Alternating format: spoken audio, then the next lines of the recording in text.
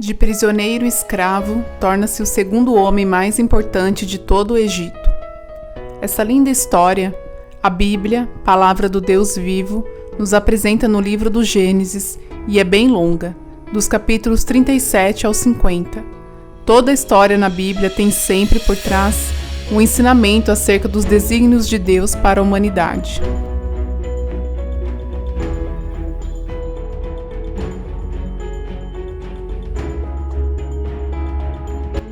A Bíblia de Jerusalém, em sua nota inicial de rodapé, nos apresenta uma pequena síntese dessa história maravilhosa de José do Egito.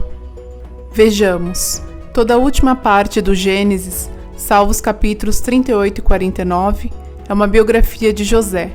Ao contrário das precedentes, esta história se desenvolve sem intervenção visível de Deus, sem nova revelação, mas toda ela é um ensinamento.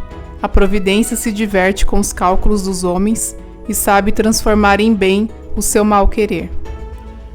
José não somente é salvo, mas o crime dos seus irmãos torna-se instrumento do desígnio de Deus. Quis a providência divina que a vinda de José para o Egito fosse o início dessa saga grandiosa do povo hebreu no Egito e sua posterior saída com Moisés na grande aventura pelo deserto, onde a encontramos narrado no livro do Êxodo.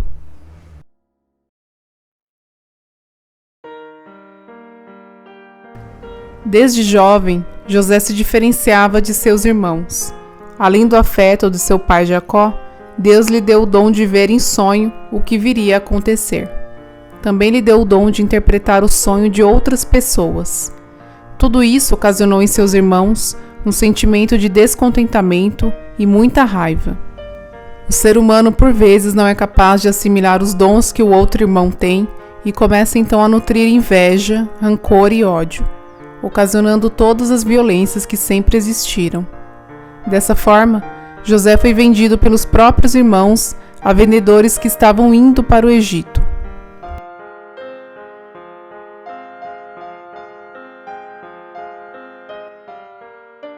Quando a caravana de mercadores chegou ao Egito, José foi vendido a Potifar, eunuco do faraó. Yahvé abençoava sempre tudo o que José fazia, e assim ele alcançava graças perante as pessoas à sua volta. Mas, uma vez a sua fidelidade a Yahvé foi provada. A mulher do seu senhor tentou seduzir José, mas ele resistiu. Por isso, ela o difamou, criando uma história falsa de que José tinha tentado dormir com ela. Por conta deste fato, José foi parar na prisão. Como ele era uma pessoa muito boa, logo conquistou a amizade de todos na cadeia. Foi de lá que Deus começou a manifestar todos os dons magníficos de José, quando ele interpretou com sucesso o sonho dos 2 oficiais do faraó. No capítulo 41 do Gênesis, vemos que 2 anos depois que José interpretou os sonhos dos 2 oficiais do faraó, aconteceu o inesperado. Aí vemos Deus trabalhando na história, que foram sonhos do faraó.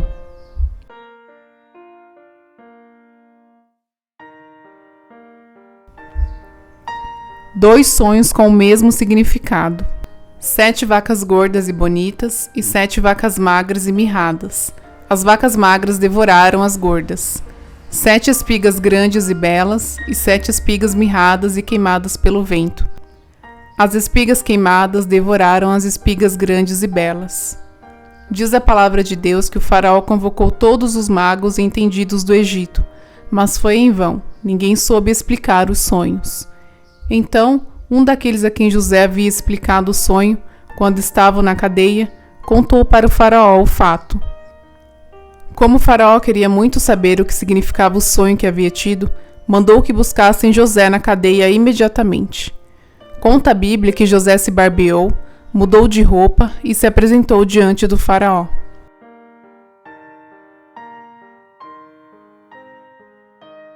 Ao chegar ao palácio, o faraó interrogou José, dizendo que ouviu dizer que se contasse um sonho a ele, que José seria capaz de interpretar e explicar esse sonho.